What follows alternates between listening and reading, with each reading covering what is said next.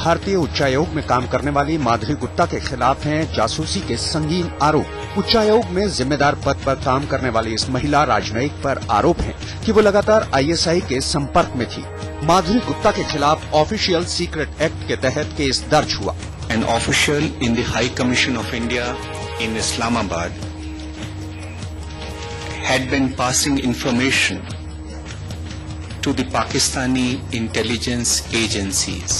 बेशक इस महिला अधिकारी की गिरफ्तारी भारतीय जांच एजेंसियों के लिए एक राहत की बात है, लेकिन चिंता की बात यह भी है कि क्या पाकिस्तानी खुफिया एजेंसी ISI के हाथ इतने लंबे हो चुके हैं जिसमें राजनयिक स्तर के अधिकारी भी अब फंस चुके हैं। अभी इस बात का खुलासा नहीं हुआ है कि माधुरी ने कितनी अहम जानकारियां ISI को सौंपी हैं, लेकिन भारत के लिए यही बहुत बड़ा झटका है कि उसके दूतावास से ही अहम जानकारियां लीक हो रही हों। थिम्पू से सुमित अवस्थी के साथ शिवेंद्र श्रीवास्तव, दिल्ली, आज तक।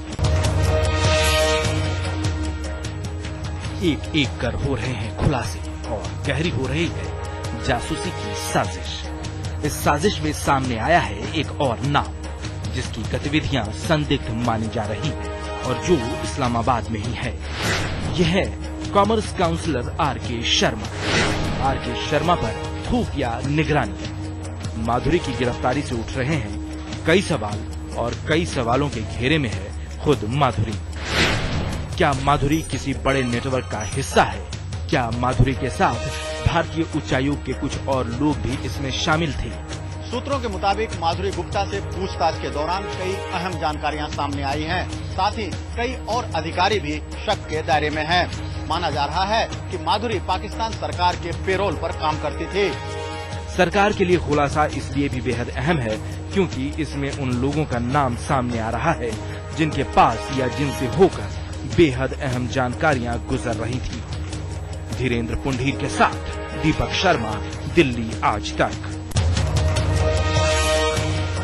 1984 दंगों के मामले में कांग्रेस नेता जगदीश टाइटलर को CBI से मिली क्लीन चिट को दिल्ली की एक निचली अदालत ने मंजूर कर लिया है। अदालत ने माना कि टाइटलर के खिलाफ इतने सबूत नहीं है कि उन पर मुकदमा चलाया जा सके। जहां तक मिस्टर टाइटलर का सवाल है, उनके खिलाफ CBI ने जो इन्वेस्टिगेशन की है उससे कोई केस बनता नहीं है, तो उनके खिलाफ कोर्ट ने कॉग्निजेंस नहीं लिया है। कोर्ट के इस फैसले से जहां टाइटलर को बड़ी राहत मिली, वहीं दंगा पीड़ितों ने टाइटलर और इस मामले में शामिल दूसरे आरोपियों के खिलाफ जमकर गुस्सा निकाला। दंगा पीड़ितों ने विरोध में नेता के पुतले भी जलाए। उधर पीड़ितों को न्याय दिलाने में जुटे वकीलों का आरोप है कि CBI ने जानबूझकर केस को कमजोर किया ताकि टाइटलर को कोर्ट से क्लीन चिट मिल जाए। वैसे इनका कहना है कि वो निचली अदालत के इस फैसले के खिलाफ हाई कोर्ट में अपील करेंगे। कोर्ट ने भी जगदीश टाइटलर को आखिर क्लीन चिट दे ही दी।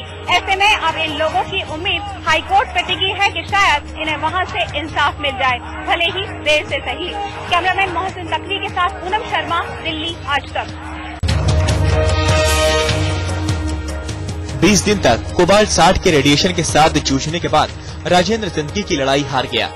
राजेंद्र की मौत एक ऐसी खौफनाक हकीकत बनकर सामने आई जिसने जता दिया कि कोबाल्ट 60 कितना खतरनाक हो सकता है।